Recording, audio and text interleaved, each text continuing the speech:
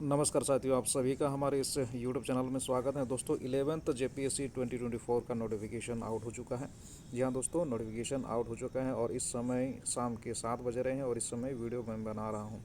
देखिए, टोटल जो पोस्ट की बात करें, पद की बात करें तो 342 है। तो पूरा डिटेल से हम लोग समझने का प्रयास करेंगे कि क्या है वैकेंसी और कितने सारे पोस्ट हैं, कितने सारे पद हैं, कौन से पद पर कितने सारे सीट्स हैं, तो वो हम लोग देखेंगे।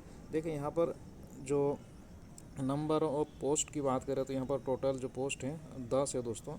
और 10 में कितने कौन से पोस्ट पर कितने सारे वैकेंसीज़ है ये भी हम लोग देख लेते हैं। चलिए देखिए यहाँ पर उपसमाहर्ता जो टोटल पोस्ट हैं, टोटल वैकेंसी है दोस्तों 207 है। और अलग अलग आरक्षण वाले जो कैंडिडेट हैं या फिर अनारक्षित हैं, तो आप देख सकते हैं 88 जो है अनारक्षित वर्ग यानी जनरल वर्ग के लोगों के लिए है, 57 जो है एसटी के लिए है और 17 जो है एससी के लिए है। तो इसी प्रकार आप देख सकते हैं या फिर इसकी शॉट ले सकते हैं दोस्तों। पॉइंट 2 में देखिए यहाँ पर दिया है पुलिस उपाधीक्षक। पुलिस उपाधीक्षक के लिए जो टोटल पोस्ट की बात करें तो 35 है। और पॉइंट 3 में देखिए राज्य का पदाधिकारी, इसके लिए 56 पोस्ट हैं, 56 वैकेंसी है। जबकि काराधीक्षक के लिए जो सीट है दोस्तों, ओनली 2 सीट है। टोटल जो सीट की बात कर रहे थे यहाँ पर ओनली 2 सीट हैं। और आइए देखते हैं आगे। पॉइंट 5 में देखिए, सीरियल नंबर 5 में देखिए झारखंड शिक्षा सेवा श्रेणी 2 मूल कोटि के टोटल जो वैकेंसी की बात करें तो यहाँ पर 10 वैकेंसी है। जबकि जिला समाविष्टा में केवल एक ही पद है। यहाँ पर दोस्तों एक ही वैकेंसी है। सहायक निबंधक कृषि पशुपालन एवं सहकारिता विभाग में टोटल वैकेंसी की बात करें तो यहाँ पर 8 है। और पॉइंट 8 में देखिए, आप पॉइंट 8 में देख सकते हैं श्रम अधीक्षक यहाँ पर टोटल जो वैकेंसी है 14 है।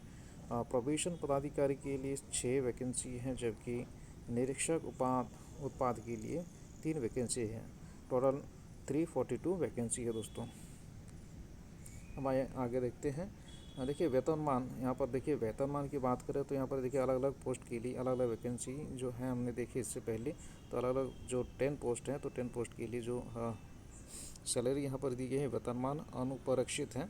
तो आप देख सकते हैं सभी का सभी लगभग एक ही है दोस्तों। यहाँ पर देख सकते हैं सभी के सभी 10 उपसमाहर्ता हो गया, पुलिस उपाधीक्षक हो गया, राज्य कर पदाधिकारी हो गया, काराध्यक्षक के लिए यहाँ पर जो है यहाँ पर भी है 9300 टू 34,800 है।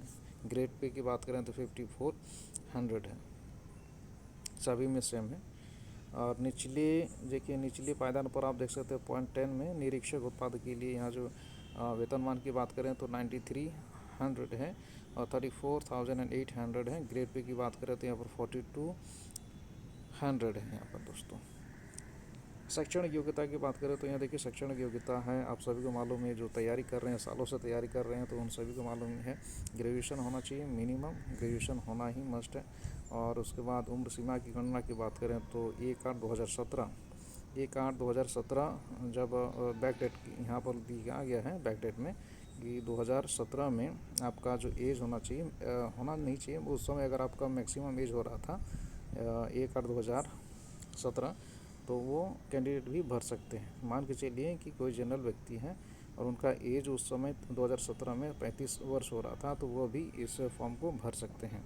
और मिनिमम एज की बात करें तो देखिए यहाँ पर 1/8/2024 में मिनिमम 1/8/2024 को मिनिमम एज होना चाहिए, जो कि यहाँ पर दी गई है 21 वर्ष। मिनिमम एज 21 वर्ष होना चाहिए।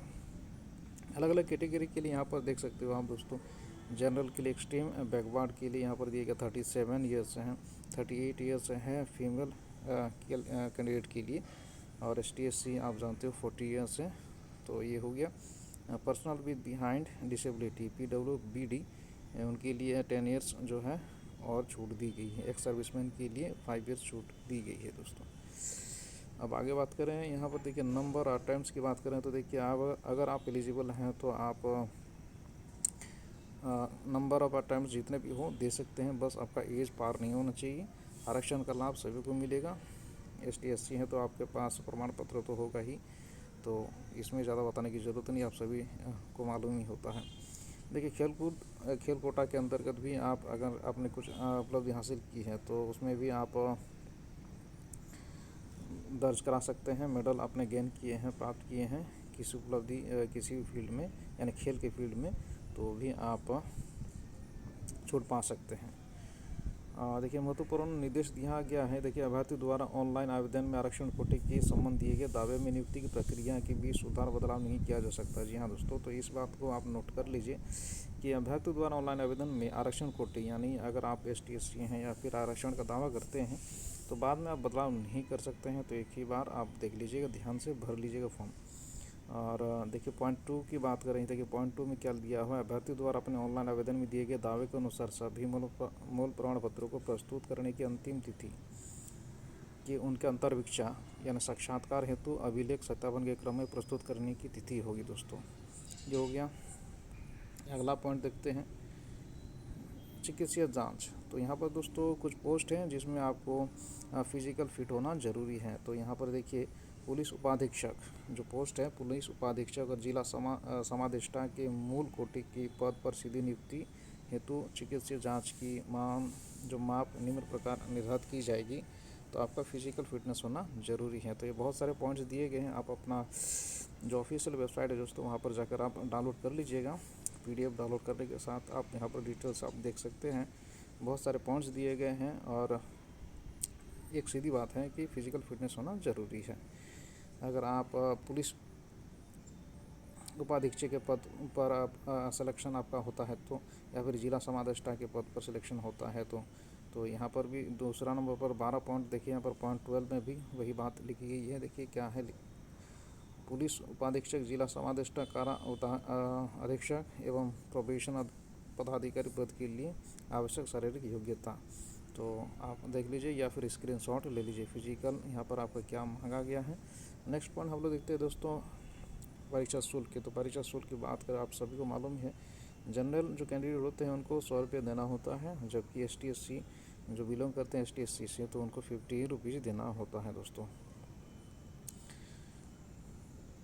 आवेदन पत्र भरने हेतु आवश्यक शर्त एवं निर्देश। तो ये आप सभी को मालूम ही है कि कैसे फॉर्म भरा जाना है, कैसे फॉर्म भरा जाता है। फिर भी जो यहाँ पर हाईलाइट की गई है डार्क लाइन में आप देख सकते हैं, आवेदक ये सुनिश्चित करेंगे कि सभी वांछित प्रमाण पत्र उनके पास आवेदन भरने हेतु विज्ञापन में निर्धारित अंतिम तिथि से बाद का नहीं होना चाहिए। यानी जो आप फॉर्म भरेंगे दोस्तों, GPSC का जो फॉर्म भरने जा रहे हैं तो अंतिम तिथि दी गई है और इस अंतिम तिथि के बाद आपका आपका रिजल्ट नहीं होना चाहिए। ठीक है, उसके बाद का आपके पास कोई प्रमाण पत्र जो भी है प्रमाण पत्र नहीं होना चाहिए, ये बात कही गई है। नेक्स्ट देखते हैं, देखिए अंतिम तिथि, ये अंतिम डेट आप देख लीजिए। तो आवेदन ऑनलाइन एप्लीकेशन सिस्टम के माध्यम से दिनांक 1/2/2024 पूर्वाह्न 10 बजे से दिनांक 29/2/2024 अपराह्न 5 बजे तक ही ऑनलाइन आवेदन कर सकते हैं। यानी 1 फरवरी से आप फॉर्म भरेंगे और अंतिम तिथि जो होगी दोस्तों 1 फरवरी से, यानी 10 बजे से फॉर्म भरना शुरू होगा और 29 फरवरी तक आप फॉर्म भर सकते हैं शाम के 5 बजे तक। और देखिए दूसरा पॉइंट में देखिए पॉइंट का में दिनांक 1/3 यानी 1 मार्च अपराह्न 5 बजे तक लिंक मात्र परीक्षा शुल्क जमा करने के लिए उपलब्ध रहेगा। दोस्तों ठीक है, ऑनलाइन एप्लीकेशन सिस्टम के अतिरिक्त अन्य किसी भी माध्यम से भेजे गए आवेदन पत्र स्वीकार नहीं किए जाएंगे। तो जाहिर सी बात है दोस्तों, दूसरे माध्यम से फॉर्म जो है आपका एक्सेप्ट नहीं किया जाएगा। तो यही इंपॉर्टेंट नोटिस थी। चलिए हम लोग मिलते हैं नेक्स्ट वीडियो में। बहुत बहुत धन्यवाद ये वीडियो देखने के लिए।